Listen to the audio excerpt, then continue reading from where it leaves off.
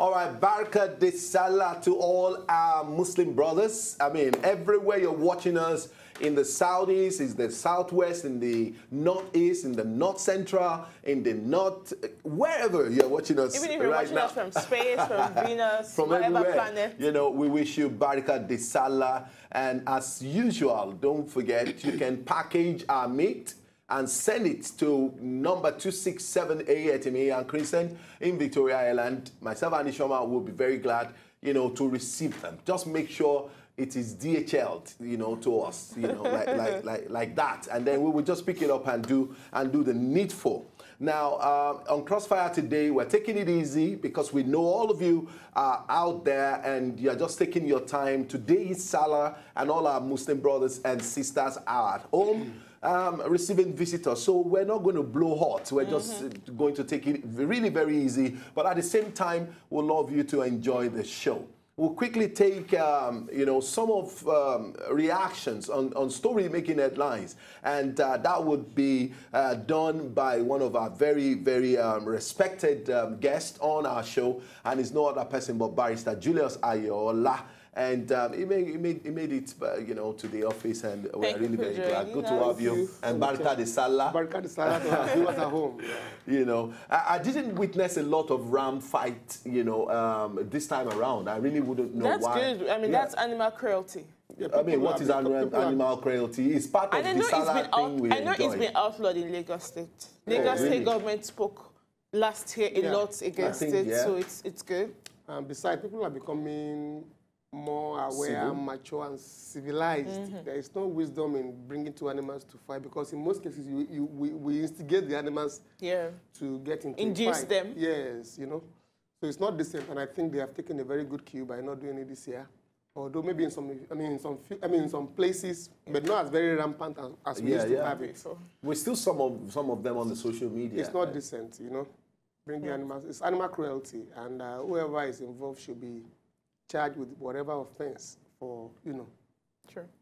Now, in terms of you know, enacting laws and obeying the rule of law and ensuring that people who commit offenses are justly punished, you know, under the law. What position do you find Lagos State? You know, Lagos State. You know. I put you on the spot. Well, I would say that Lagos State is a very fantastic state in terms of law and policies. And I can say it very confidently that in Lagos State, people who are charged with offenses are dealt with according to the law. Although there are a few itches, and I think the itches are designed to deter the offender. Sometimes you find it very difficult to perfect the bail, even when the offenses are so simple. 2 shorties, tax clearance, and all those things. And then the shorties must have a house in Ikoyi with a C of O or a level 17. Sometimes all those conditions are not what we cannot take away and just let the person go home. But it's a systemic, you know, it's systemic so that the offender, having gone through all these procedures of getting the shorty to come and perfect his day, some lessons. Next time would obey the law and would not want to say, okay, look, even though I'm right, the procedure of me getting to be a judge as right is so tedious. I don't want to commit any crime, and I don't want to be involved in any crime. And Lagos State is thinking ahead of everybody. They are churning out laws on areas that we are not even talking about now, but they know that in the nearest future, these are potential areas for offenders. Therefore, we have to make a law. For instance, the law on domestic violence, you know, is so loud on social media, but the law has been there in a while. All this while. People don't take advantage of them, and sometimes our law enforcement agencies... Maybe abuses are more now, and people are beginning No. Abuses are not more. There have only been abuses. But what social media has what we have now is that the abuses are louder. We get to know about them now because of the social media and, you know, other platforms. The agencies of the government who are responsible for making arrests and prosecuting offenses sometimes do not have the knowledge. That is the only area we need to work on now. The police sometimes don't even have the knowledge about some of these offenses. When you come to report a case of domestic violence, for instance, they can ask you, you are even too stubborn, self. You are even too stubborn. why man no go beat you like this? That is not the issue. And what really would make a policeman to think like that is the Nigerian factor. We are all made up of some cultures. So this cultural attachment is with us everywhere we go. Even when we are working for government. And in certain cases, religious attachment. So in some cases, you see the policeman or the policewoman thinking of his culture first. Look at this woman coming to report her husband for domestic violence. Look at the way she's dressed. Yeah, woman. I bet you sit down there, Joe. When DPO comes, go and tell you. Such a woman is discouraged. So whoever has come with her to the police station will not report her own case if she has a similar situation, knowing that when you get to the police, you end up being ridiculed. You'll be ridiculed. So they rather the position of law is not first. People put emotions and culture. The law is good. The law is good. It provides appropriate punishment.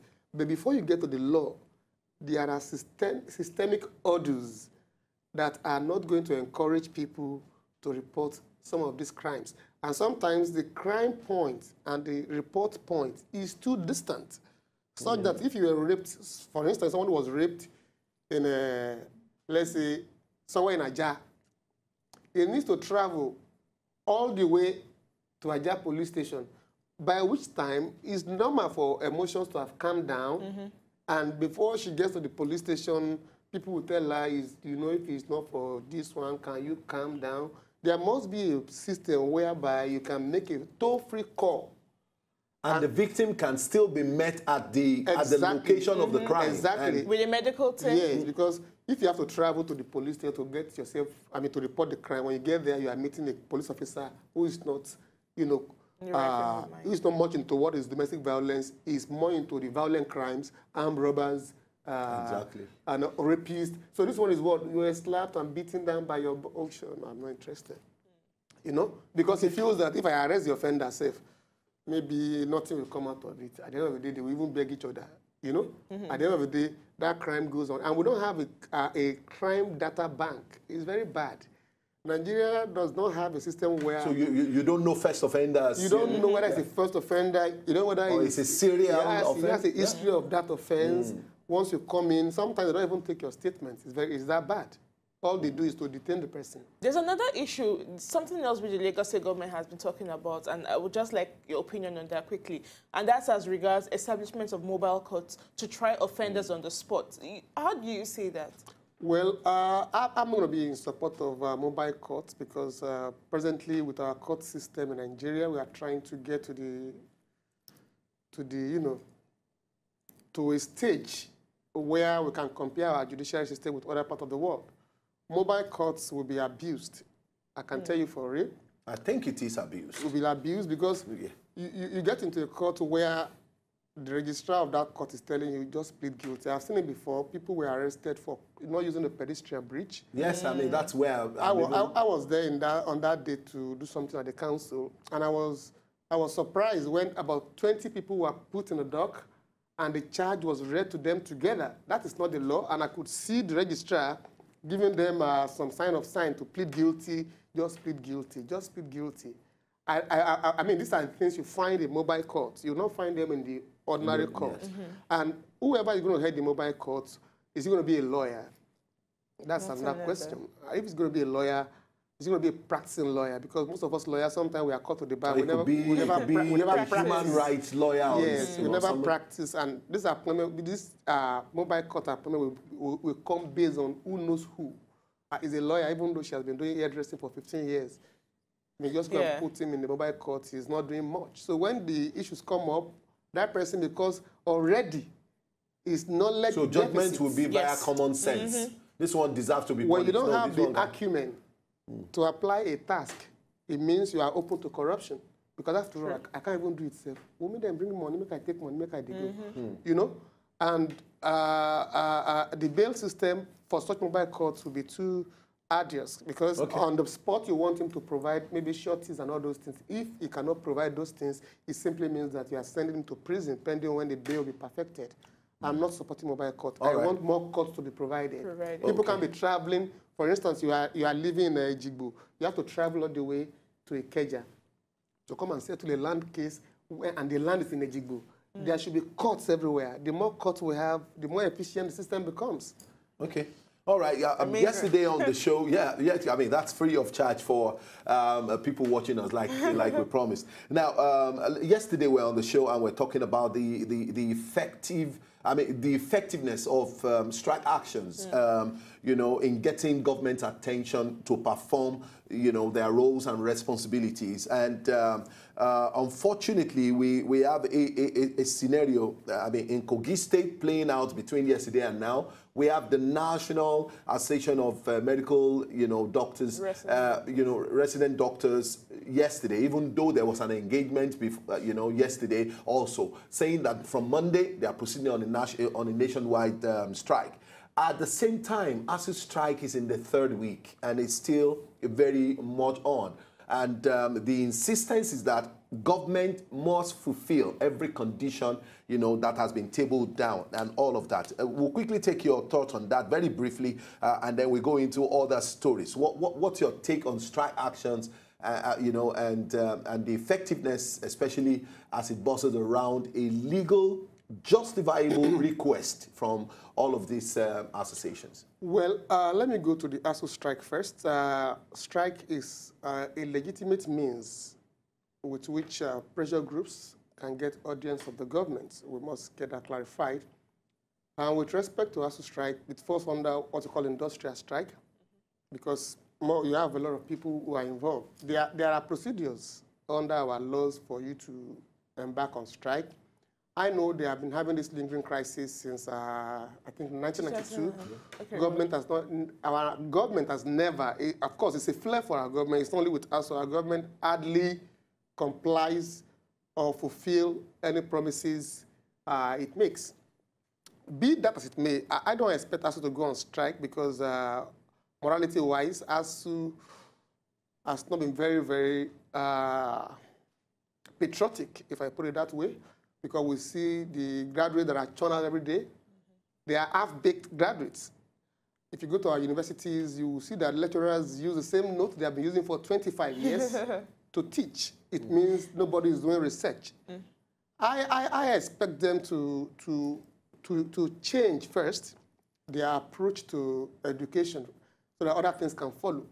If you turn out graduates that are terrible, what is the moral stand you have to start complaining that you need more money, senators are earning more money? You have a choice. You can resign and, you know, pick up a form in any of these political parties and see if you have a chance. Because at the end of the day, what you end up doing is that when you're on strike, you delay people's destiny. Asuu is in a special class because education and people's destiny are tied.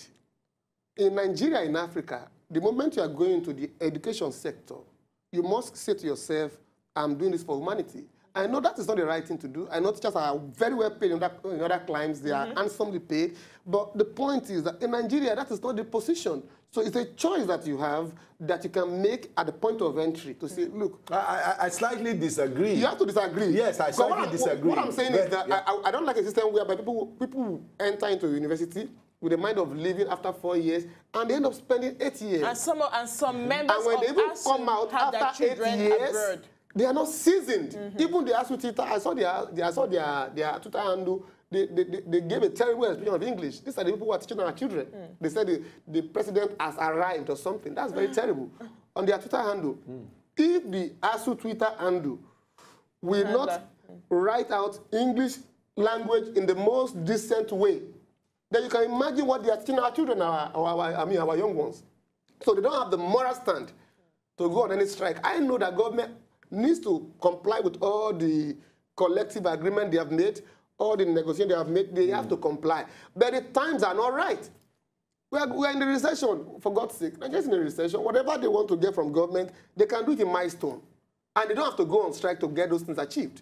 Because if you have been going on strike since 1992, this is 2017, and nothing reasonable according to you has been done. So what about medical doctors? What about medical doctors, people who are professionals, who work on life, who save lives?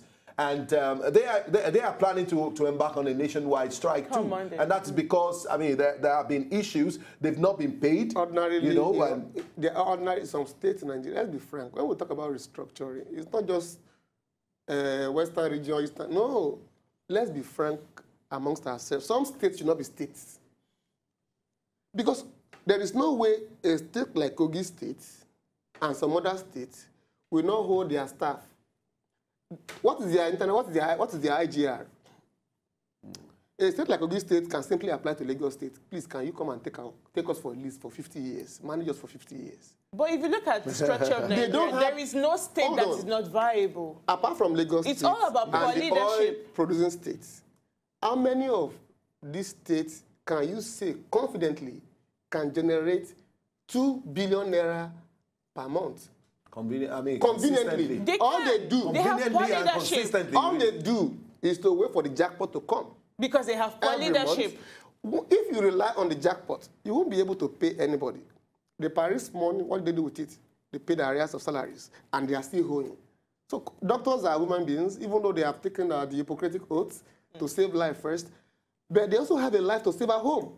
That's just true. They have children who will go to school. Lives connected directly to their lives connected to life. Now, if the people in that state are very, very serious and they know the value of doctors, they will pay doctor salaries. You get what I'm saying? Because, in fact, that state has the highest, what do you call it?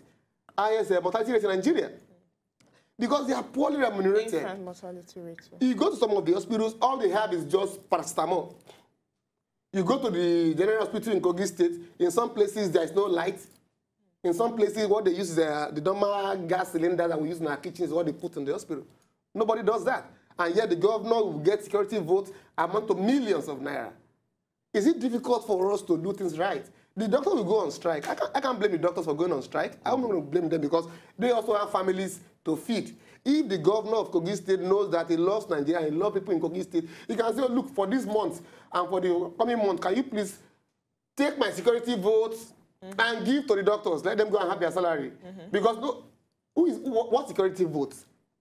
What security vote now, there's something we have noticed. We have never seen legislative members ever protest, not paid their salary, not paid their allowances. Why would they want to protest? They have paid all their emolument. They don't have to protest. How is it? I mean, what form of leadership style do we practice in the country where civil servants, those who make up the bulk of our nation, do not get paid, they're owed, but yet those who should serve the people get the bigger chunk of the pay? Those people you are referring to, that is the parliamentarians, they are businessmen. Only a few of them get into those offices for patriotic purposes. On the basis of, having the competence to be there. All of them spend so much money. They spend millions of naira to be in our assemblies, to be in our national assembly. Yes, and they need to recoup. They need to recoup this money. Otherwise, you ask yourself, when they tell you somebody went to an election and he spent 500 million naira, who did he give this money to? Having spent so much, he is going to recoup that money first. So a lot plus interest. A lot is also wrong with our followership system. How did we get to a point where every Tom, Dick, and Harry is elected, even if they are not elected, so to speak, but they are elected in our parliament and they are turning out laws? But a system where you have people going to the parliament or to the assemblies based on credibility, such people will be prepared to say, look, our emoluments should be kept on hold. Let us resolve all these issues. They are buying cars. Recently, they just took delivery of about 200 or something cars for special advisors, for seniors, special advisors, for personal assist. All these are what you call them, unreasonable head of expenditure. They have too many PAs, too many SAs, doing nothing. PA to the PA. Yeah, they have PA to the PA. So you cannot have such a system and expect something to be very decent. All right, we'll quickly go on a short break. When we come back, we have something really very interesting that you don't want to miss.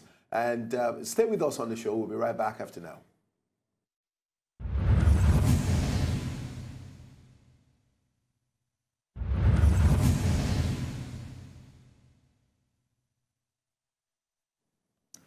All right, fellow compatriots, I felicitate with you all, particularly the Muslim faithfuls, on the celebration of this year's Eid al-Kabir.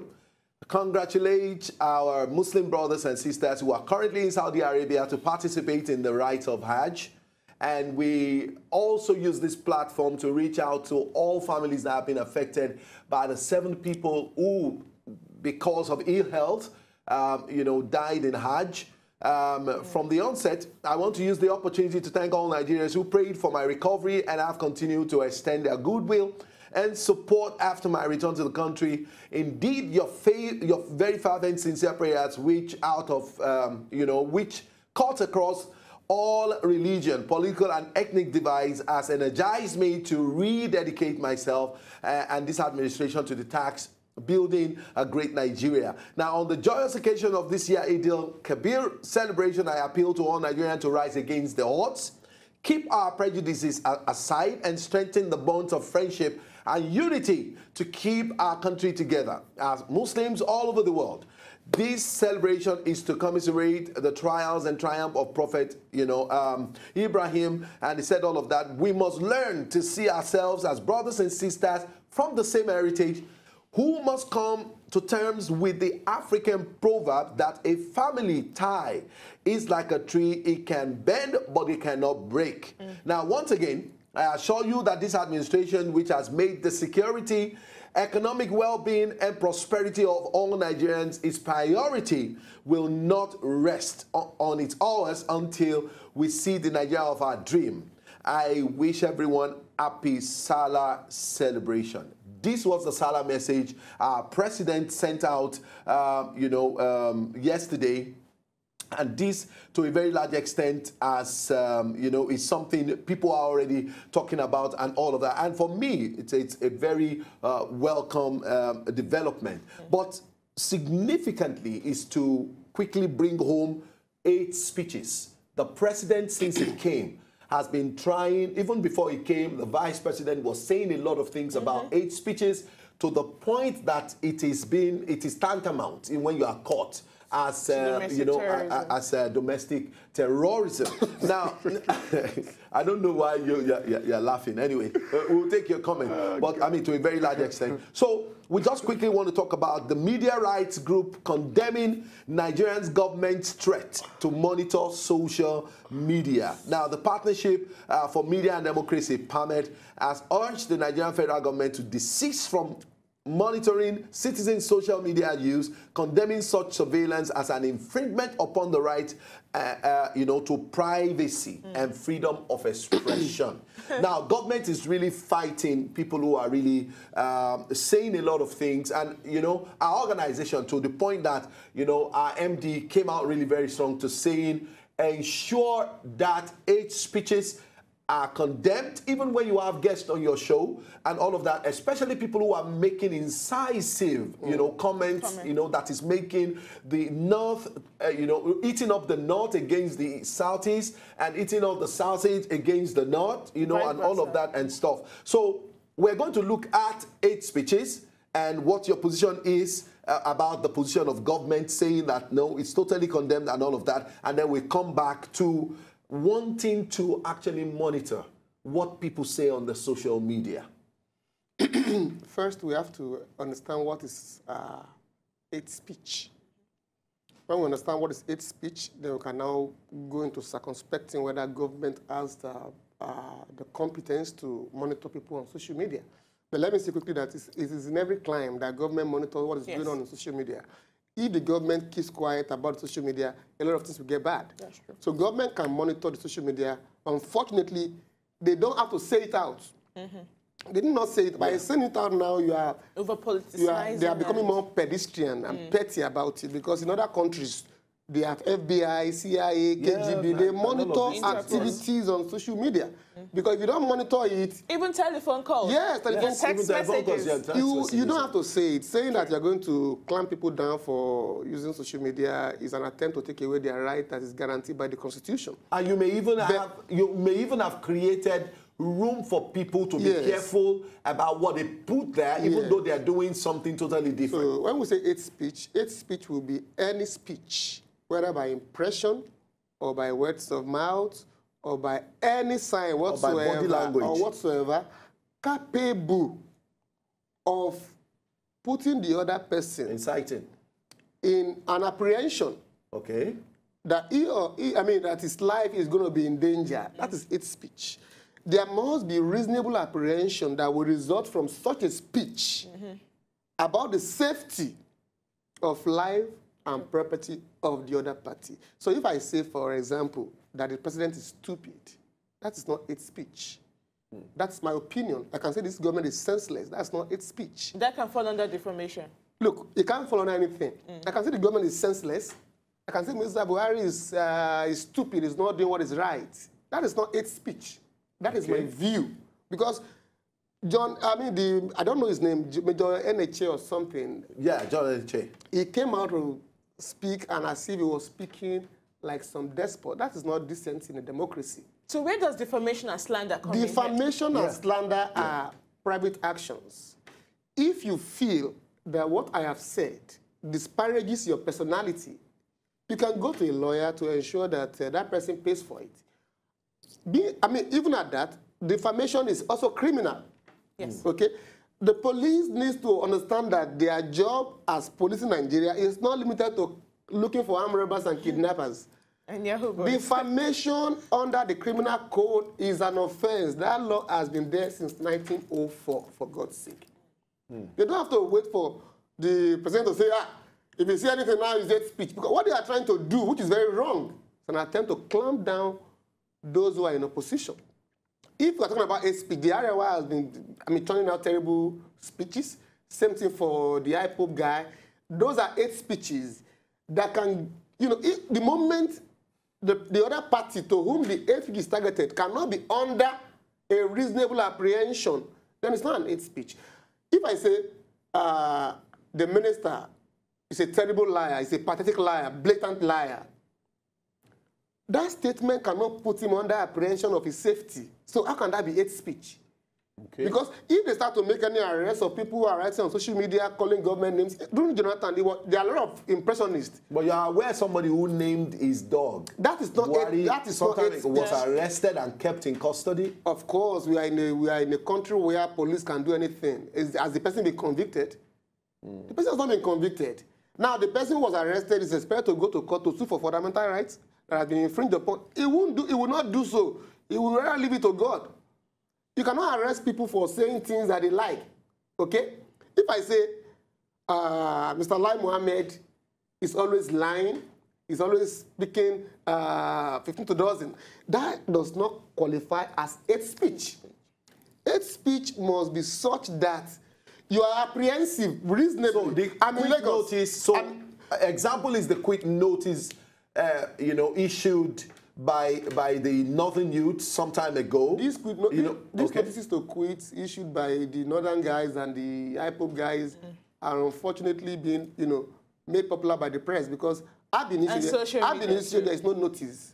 Because the Arewa youths, the IPOP guys, they have no competence whatsoever to issue any notice to quit on anybody. Okay. And you should ask me, should they be arrested for issuing? They should not be arrested. Why? Well, why? Because by saying October 1st, all of you will leave this state, it's not enough to go and arrest somebody. Because if on October, will that not cause an apprehension? That is not from your definition. Will that cause an apprehension? I want you guys to leave here by 1st of October. If you don't leave, we are going to take your property. It's only people who have legitimate stand on your property that can issue such a notice. Now let's just consider nations like Rwanda. That's the genocide in Rwanda. Nobody has the competence in Nigeria, not even the governor of any state can issue any notice to anybody.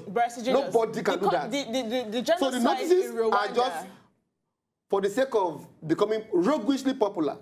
And the press helped them to become popular in a roguish manner. Let's understand this, please. The genocide in Rwanda between the Tutsis and the Hutus started like this. Hate speeches made by even government officials over a long period of time, which nothing was done. And then you had speeches telling them exterminate this section of people. If you do not leave and go back to your ancestral land, Nigeria is our ancestral land. I can choose to leave many parts of Nigeria. Nobody can tell me to go nowhere. I know it could be risky. I can be killed, but to say that I cannot live in one part of Nigeria because somebody has issued a notice to quit. According to you, that may not be tenable by the law. Yes. But let's just not also forget the position of criminal element here. For the sake of disrupting peace, they can also take advantage of that statement to say, okay, come October 1st, God forbid, they take to the streets. What if you arrest him on October 1st and nothing happens? What happens? But then what? The arrest itself must be lawful. What are you arresting him for? For saying on October 1st, if you don't go, I'm going to kill you. But that constitutes hate speech according to your definition. Not hate speech. If that statement was coming from the governor of that state. So who should hate speech come from? If that statement was coming from, you know, people who have the government's patronage or the speaker's patronage, then you can start to raise alarm. But what if it comes from an individual who is highly placed or in a place of influence and authority over other people? There must be reasonable apprehension about your safety. That's the otherwise. Yeah, but don't you think it's incisive enough? Don't you think that notice is incisive? Knowing fully well that we have cases. Inciting because the press want it to look like that. They want to turn out terrible headlines. Barrister Yola, let's look at antecedents. Yes. A particular tribe in this country has been killed some time ago in the north. We have had a reprisal of a similar occurrence even in the east. What do you mean by a particular tribe has been killed? A Nigerian has been killed. I don't want us to tribalize it. Okay. It's not about being tribalized.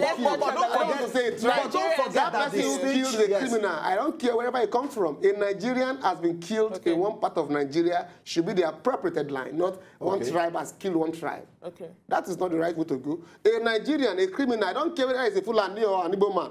A criminal is a criminal. And what is important that criminal is a Nigerian? Let us identify that criminal. Let us not generalize. When we generalize that Fulani has killed somebody again, that man has a name.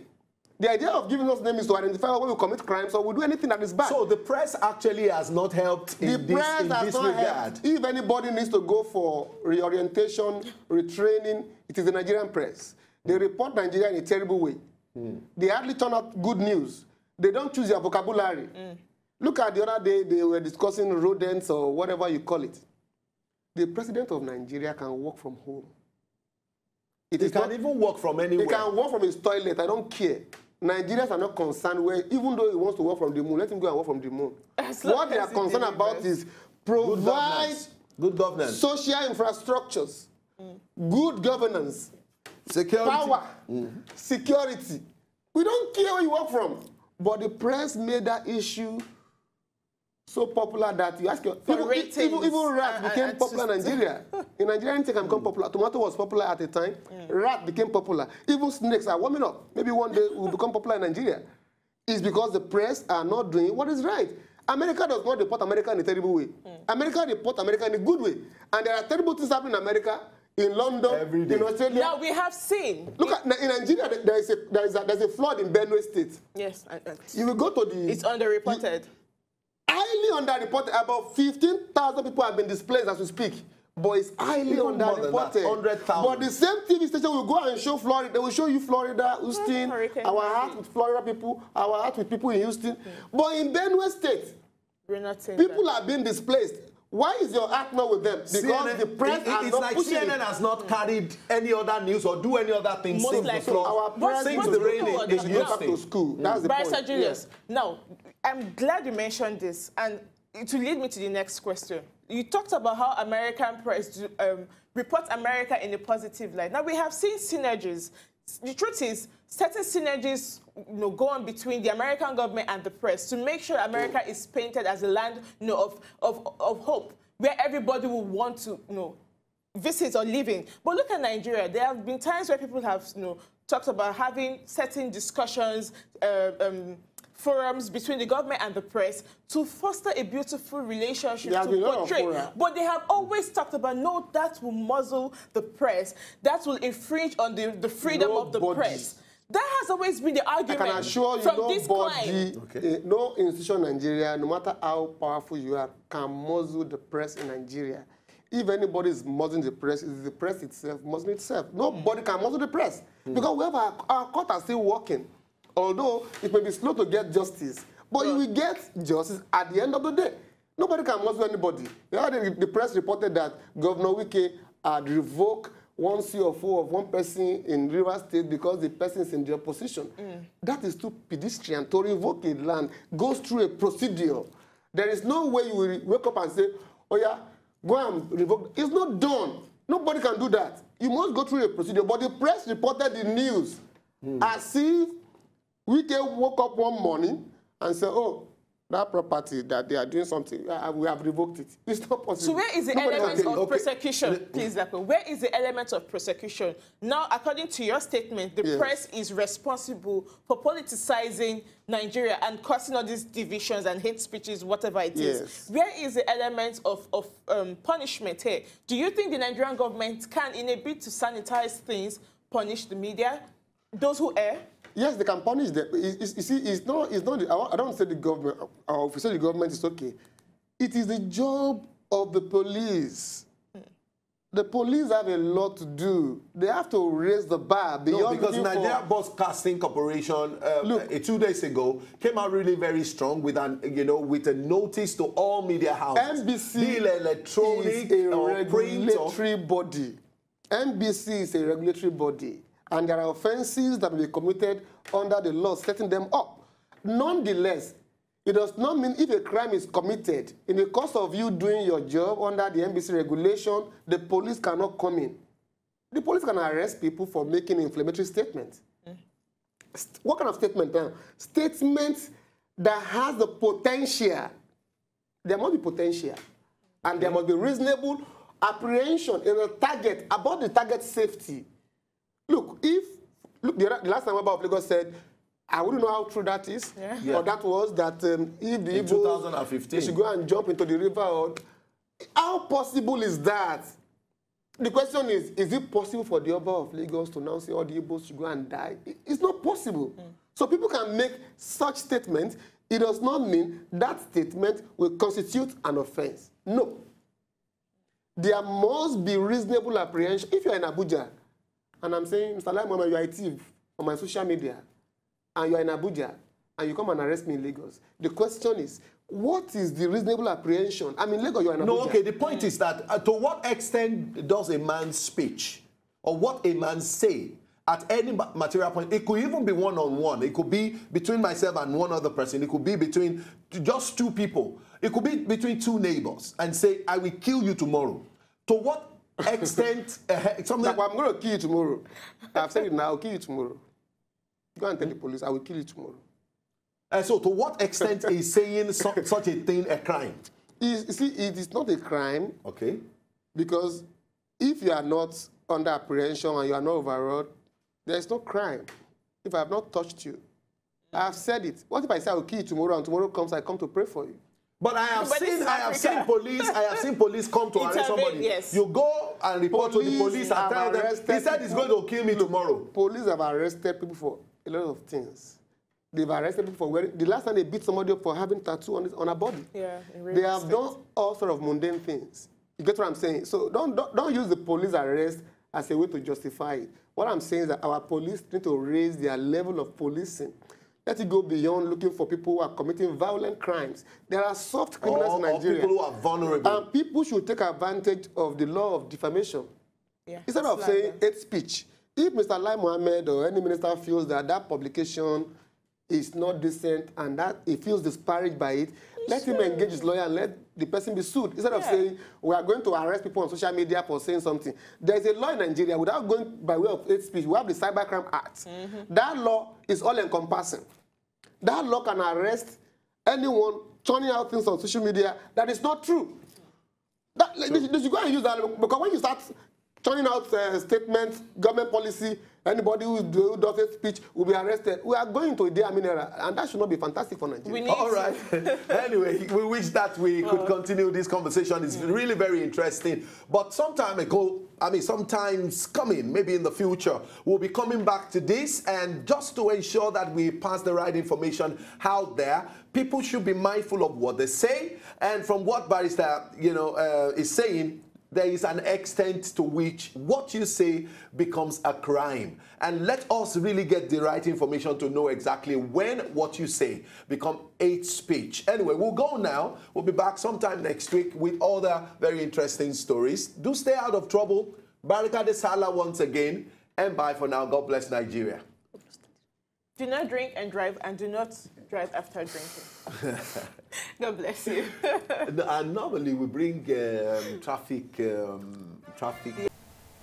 To enjoy more of these our Ogbonge videos when you just watch, press this button to subscribe on top of our YouTube page. You go love am.